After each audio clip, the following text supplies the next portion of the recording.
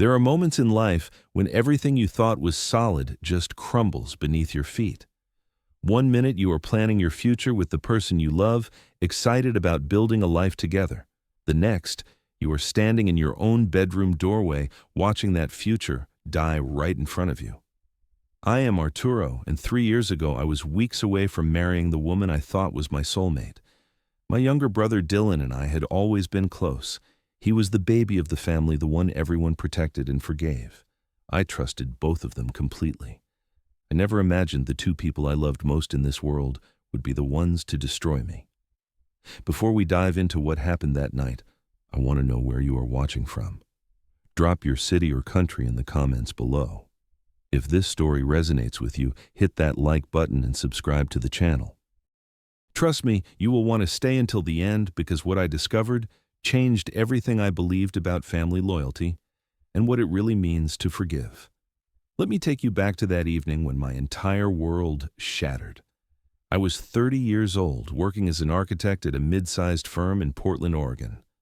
Life felt good, really good.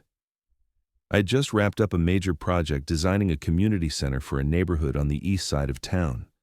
Seeing those blueprints come to life, watching the construction team break ground, it filled me with pride. My career was exactly where I wanted it to be. Then there was Grace. We met 3 years earlier at an art gallery opening through mutual friends. She was standing in front of a massive abstract painting, tilting her head like she was trying to decode some hidden message. When I walked up and made a joke about modern art, she laughed, and that laugh just lit up the whole room. Grace taught second grade at an elementary school downtown. She had this gentle way about her, patient and thoughtful. Kids adored her.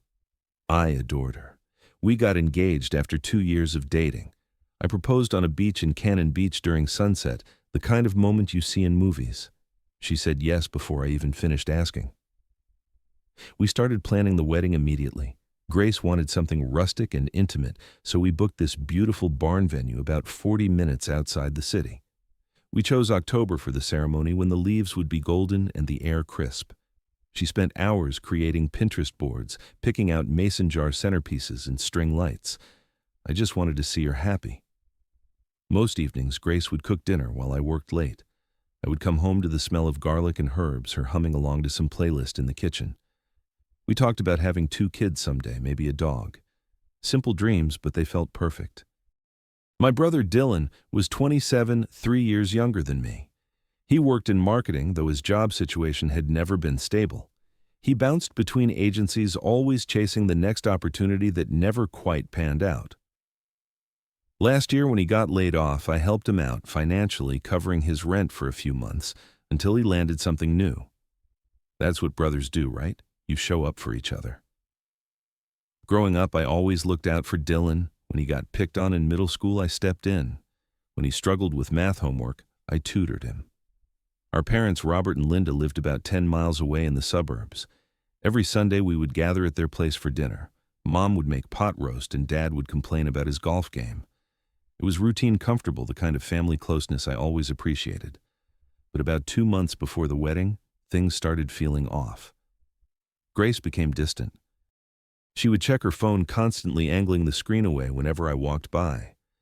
One evening, she mentioned grabbing coffee with a friend from work, but later that week I drove past a bar across town and saw her car parked outside. When I asked her about it, she got defensive, said she changed plans last minute and forgot to text me. Dylan started showing up at our apartment more often, usually when I was at work. He claimed he was helping Grace with wedding preparations, picking out decorations, or organizing seating charts. It seemed thoughtful at first. Grace would mention how sweet Dylan was being, how much time he spent making sure everything was perfect. I felt grateful. Then one night, I saw a text notification pop up on Grace's phone while she was in the shower. It was from Dylan. The message read, "Miss you already." My stomach twisted. When Grace came out, I asked her about it. She did not even hesitate. She said Dylan was going through a rough time after breaking up with his girlfriend and was feeling lonely. The text was just brotherly affection, nothing more. I believed her. I wanted to believe her. My best friend Marcus noticed something was wrong before I did. We grabbed beers one Thursday after work, and he looked at me across the table and said, "Man, something feels off. You sure everything's okay?" I brushed him off, defended both Grace and Dylan. I told Marcus he was reading too much into things, that wedding stress was making everyone act weird. He nodded but did not look convinced. Then came that Thursday night. I had a client meeting scheduled for 6 in the evening, but the client called an hour beforehand and canceled. Some emergency on their end. Instead of staying late at the office, I decided to head home early. It was around 7 when I pulled into the parking lot of our apartment building. The sky had already darkened, streetlights flickering on one by one. Dylan's car was parked right out front. I remember seeing it and thinking he must be helping Grace choose flowers. They had talked about finalizing the bouquet arrangements that morning. I grabbed my messenger bag from the passenger seat and headed upstairs to our third-floor unit. The front door was unlocked. I pushed it open and stepped inside. The living room was quiet, but I could see light spilling out from under the bedroom door. I assumed they were looking at wedding samples or something. I walked down the hallway, my footsteps muffled by the carpet. Then I heard a noise, a sound that made my blood run cold. I reached for the bedroom door handle, my hand shaking slightly. I turned it and pushed the door open. Grace and Dylan were in bed together, tangled in sheets, in my bed. In the bed I shared with my fiancée.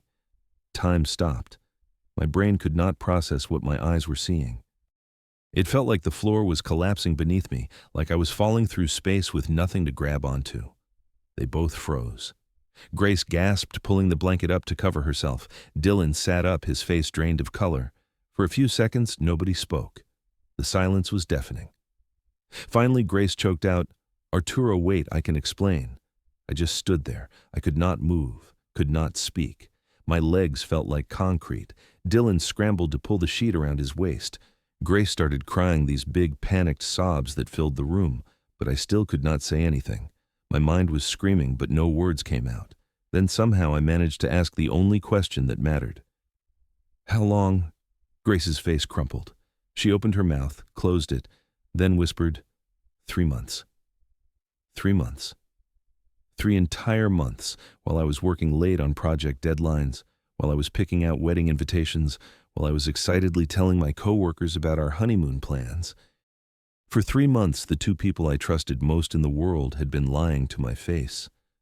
Dylan finally spoke. "Bro, it just happened. We did not mean for this." His voice sounded small, pathetic. Something inside me snapped. I turned and walked out of the bedroom. I heard Dylan scrambling behind me, heard him calling my name. He grabbed my arm as I reached the living room. "Arturo, please let me explain." I yanked my arm away so hard he stumbled backward. "Do not touch me." Grace ran out seconds later, throwing on a robe. Her eyes were red and swollen. "Please let me explain. I love you, Arturo. This was a mistake. It was a terrible mistake." I looked at the engagement ring still on her finger, the ring I saved up for months to buy, the ring I slipped onto her hand on that beach in Cannon Beach. "Did you wear it when you were with him?" I asked. She went silent. She could not answer that. I walked to the closet and pulled out a suitcase. My hands were shaking, but I started throwing clothes into it. Shirts, jeans, anything I could grab. Dylan stood in the doorway watching. "Where are you going?" "We need to talk about this." I zipped up the suitcase and turned to face him. "There's nothing to talk about. You two deserve each other." I left that night and crashed at Marcus's place. He did not ask questions, just handed me a beer and set up the guest room. For 3 days, I ignored every call from Dylan and Grace. My phone buzzed constantly. Voicemails piled up. I deleted every single one without listening. On the 3rd day, my mom called. Her voice was gentle but firm. "Dylan told us everything. We need to talk as a family." I drove to my parents' house that evening, dreading every second. When I walked in, everyone was already there. Mom, Dad, Dylan, even Grace. They were sitting around the dining table like this was some kind of intervention. My mom reached across and took my hand. "I know you are hurt, but Dylan and Grace made a mistake. They are sorry." My dad nodded. "Your brother needs you now more than ever." I pulled my hand back. "What about what I need? What about what they did to me?" That is when my mom dropped the bomb. "Grace is pregnant, Arturo." The words hit me like a freight train. I could not breathe. Everything around me started spinning. I looked at Grace, then at Dylan, then back at my mom. Is it mine or his? The silence that followed was unbearable. Nobody wanted to answer. Then Dylan spoke up from across the table. It is mine. We found out last week. Grace stood behind him, her hand resting on his shoulder. Her eyes were puffy, her face pale. She looked broken, but I did not care anymore. My mom continued, her voice pleading. This baby needs a family. We need to come together. My dad leaned forward. You need to forgive them, son, for the baby's sake. I could not believe what I was hearing. My own parents were asking me to swallow my pain, to bury my anger, to pretend like everything was fine. Not because they cared about how I felt, but because it was convenient for everyone else. Dylan is still your brother, my mom said softly. Grace made a mistake, but she is carrying your niece or nephew. We do not abandon family. I looked around the table. Nobody was asking if I was okay. Nobody was acknowledging the betrayal, the lies, the months of deception. They just wanted me to move on so they could stop feeling uncomfortable. They abandoned me when they slept together behind my back for 3 months. I said, my voice steady now. Grace started crying again. I never wanted to hurt you. I still care about you. Dylan leaned forward. Bro, I know I messed up. But we can work through this. We always do. Then my mom said something that made my stomach turn. Maybe you and Grace can still work things out. The baby could still have your last name. I stared at her, unable to process what she just suggested. My dad chimed in. Or you could step back, let Dylan and Grace be together and still be part of this family. You just need to be the bigger person here. I stood up. My chair scraped loudly against the floor. So my options are take back my cheating fiancé or watch my brother raise a family with her and pretend everything is fine. Dylan's face hardened. We are asking you to be the bigger person here. I looked at my little brother, the kid I protected my whole life. You took everything from me, and now you want my blessing. Grace's voice broke. Please, Arturo, do not make this harder than it already is. That was it. That was the moment I realized they were never going to understand. I am making this hard. You two had an affair for 3 months while I was planning our wedding, and I am the one making this difficult. My mom's expression shifted to concern, but not for me. For the neighbors. Lower your voice. The neighbors might hear. That is when it clicked. They cared more about appearances than they cared about me. I left my parents' house that night and never looked back. At Marcus's apartment, I sat down and wrote a long email to my entire family. I explained that I could not forgive the betrayal. Not because I hated them, but because I respected myself too much to accept being treated that way. I wrote, You are asking me to forgive them for the baby, but nobody asked them to think about me before they created this situation.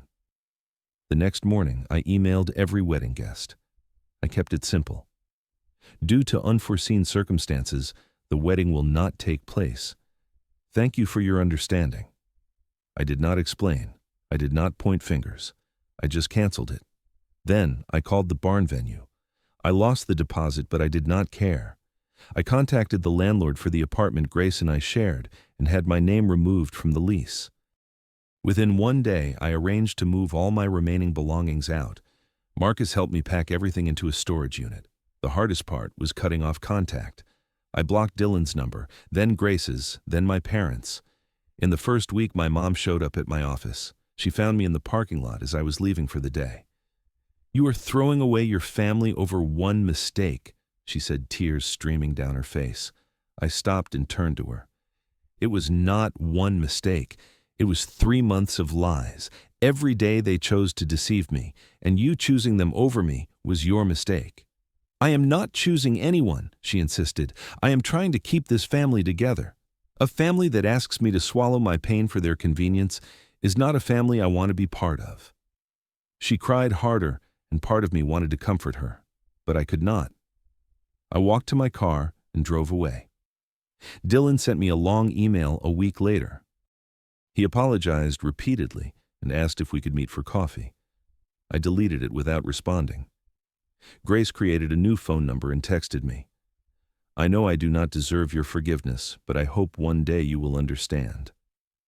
I blocked that number too. Marcus asked me one night over takeout, "You sure about this, man? That's your whole family." I looked at him. They stopped being my family when they cared more about their comfort than my dignity. 2 months later, I got a job offer from a firm in Seattle. It was a senior architect position with better pay and more responsibility. I had applied months ago, back when Grace and I were still together, but I never thought I would actually take it if offered. Now, it felt like a lifeline. I accepted immediately. Within 3 weeks, I moved to Seattle. I found a small one-bedroom apartment with a view of Puget Sound. The city felt like a fresh start, a place where nobody knew my story. At work, I threw myself into projects. I stayed late, refined designs, collaborated with engineers. It kept my mind busy. I started going to the gym every morning before work, lifting weights, running on the treadmill, pushing my body until it ached. It helped. I joined a local running club and met new people. One guy, Joel, invited me to go hiking one weekend. We climbed up to Rattlesnake Ledge and stood at the top looking out over the valley below. For the first time in months, I felt something close to peace. I also discovered photography. I bought a decent camera and started spending Saturday evenings driving out to different spots around Seattle, capturing sunsets, city skylines, the mountains in the distance. It became meditative, a way to process everything without words. Marcus flew up to visit about 4 months after I moved. We grabbed dinner at a seafood place near Pike Place Market. He looked at me across the table and said, "You look different, man. Lighter." I realized he was right. I had not thought about Grace or Dylan in weeks. The anger had faded, replaced by something calmer. Not happiness, but contentment. 6 months after moving to Seattle, Marcus forwarded me an email from my mom. She had sent him a photo because I blocked her. In the picture, Dylan held a baby, while Grace stood beside him smiling. My parents stood behind them, beaming. The subject line read, "Your nephew." I stared at that photo for a long time. Part of me felt sad. Sad for what could have been sad for the family I used to have, but I did not regret leaving. I deleted the email and went back to editing photos from my latest shoot. A year after everything fell apart, I found myself looking back at the journey. Those first few weeks were brutal. I would lie awake until 3 or 4 in the morning, replaying every moment, every sign I missed. Some days I wondered if I was too harsh, if maybe I should have tried harder to forgive. But then I would remember that night. I would remember standing in that doorway watching my life implode. I would remember my family asking me to accept betrayal for their convenience, and I knew I made the right choice. Leaving was not about hatred, it was about self-respect. It was about refusing to let people treat me like my feelings did not matter. I learned to take care of myself in ways I never had before. I cooked my own meals, kept my apartment clean, found joy in small things like a good book or a quiet morning with coffee. Work in Seattle continued to go well. I got promoted to lead architect on a major downtown development project. It was the kind of opportunity I dreamed about when I first started in this field. My boss pulled me aside one afternoon and told me my designs were some of the best the firm had seen in years. One Saturday, I went to an art gallery opening in Capitol Hill. I was standing in front of a sculpture when a woman walked up beside me.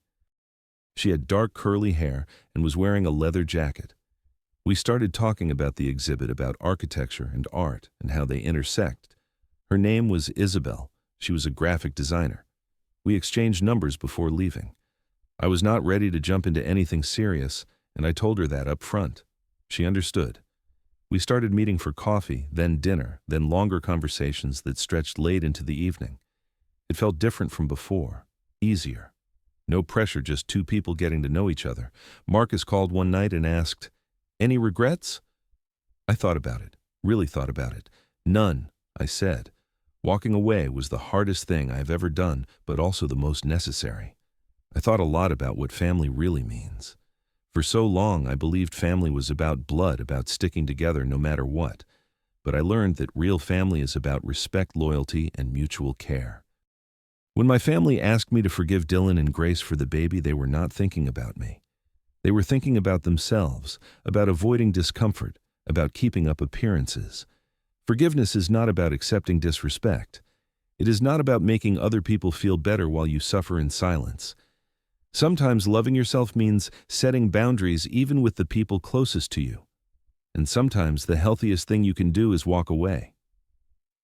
I do not hate Dylan or Grace. I do not hate my parents. But I also do not regret leaving. I chose my own peace over their convenience, and that choice saved me. I still think about them occasionally. I wonder if they ever understood why I left. I wonder if my mom realizes that asking me to stay would have destroyed me. But those thoughts come less frequently now.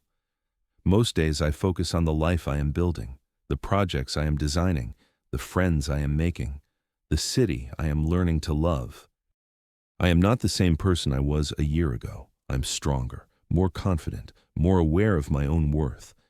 There's a strange kind of freedom in walking away from people who do not value you. It is terrifying at first. You feel untethered, like you are floating in open space with nothing to hold on to. But then you realize that is exactly what you needed. Space.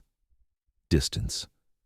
Room to breathe and grow and figure out who you are without the weight of other people's expectations. So here is what I learned. Some people will tell you that forgiveness is a gift you give yourself. And maybe that is true. But sometimes the greatest gift is knowing when to walk away. Because freedom is not about holding on to people who hurt you. It is about choosing yourself when no one else will. And that choice, that single decision to value my own dignity over everyone else's comfort, that is what saved my life. Now I want to hear from you. Have you ever had to walk away from family because they did not respect your pain? How did you handle it? Drop your thoughts in the comments below. If this story hit home for you, smash that like button, subscribe to the channel, and share this with someone who might need to hear it. Thank you for listening to my story. I hope it reminds you that you deserve respect even from the people who are supposed to love you most. Take care of yourself out there, and remember, sometimes the bravest thing you can do is choose you.